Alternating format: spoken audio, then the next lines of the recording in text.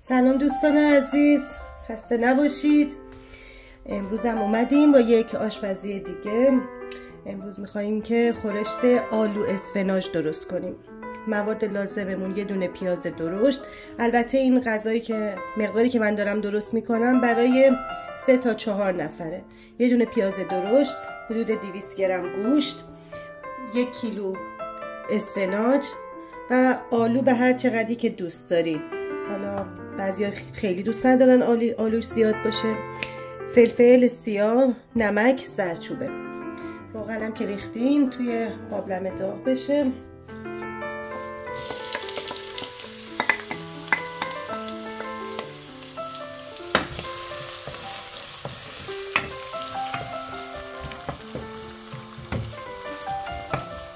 ذره پیازا سبک بشه.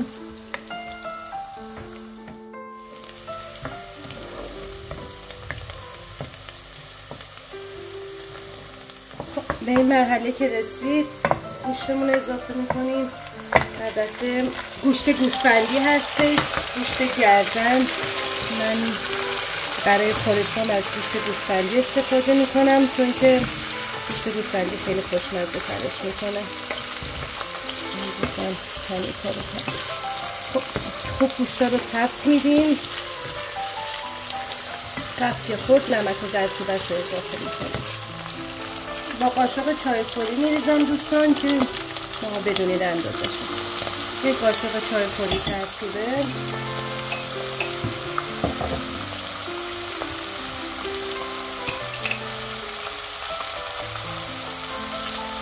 نصف قاشق فلفل سیاه. من همیشه نمک غذامم همین اولش اضافه میکنم. هیچ وقتم نشده غذای من نپخته باشه. این قاشق هم نمک. حالا دوباره آخرسر نمکش رو می‌ریزم. یک آب میریزیم روش. دقیقاً 1 لیتر آب لازم بود. اینو کمش میکنیم تا بپزه. حدود 45 دقیقه دیگه تا 1 ساعت این گوشت میپزه. درش رو بذاریم. حالا بریم اسفناجامون رو خورد کنیم و بذاریم بپزه.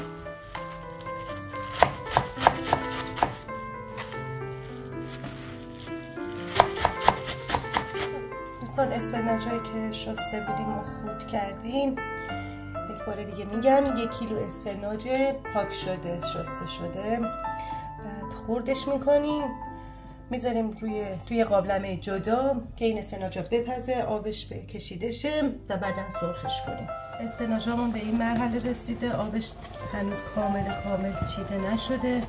بعد کل آبش بخار بشه، بعد با روغن یکم سرخش کنیم. دوستان آبش تبخیر شد. حالا یک مقدار روغن میریزیم، سرخش کنیم.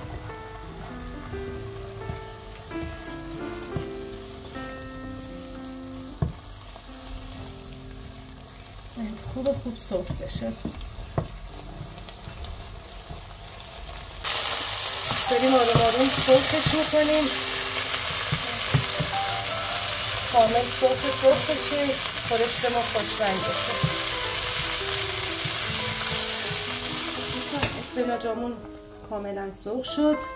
به خورشتمون اضافه میکنیم. گوشتامون تقریبا پخته.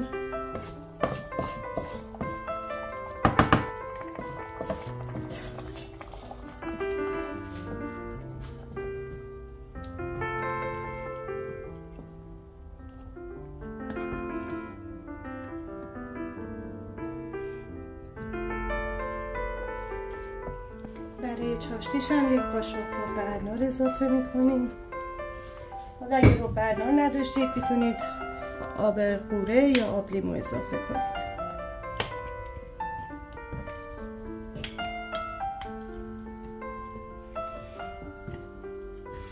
یه زیرش رو کم میکنیم تا آروم برای خورشتمون جا بیفته.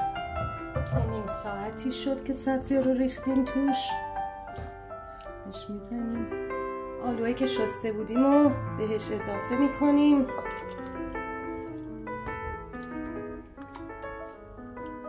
آلوها رو که ریختیم یه نیم ساعت دیگه زیرش رو کم میکنیم و تا برنجمونم دم کنیم. اینم آماده میشه. دوستان خورشت ما جا افتاده، آماده شده. حالا غذامون رو میکشیم.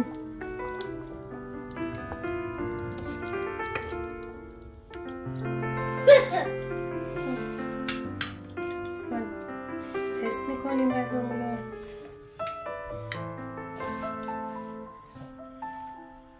الان من نوبتیم. الان خوشمزه براتون میبرد میزم. یه وانیه بخور.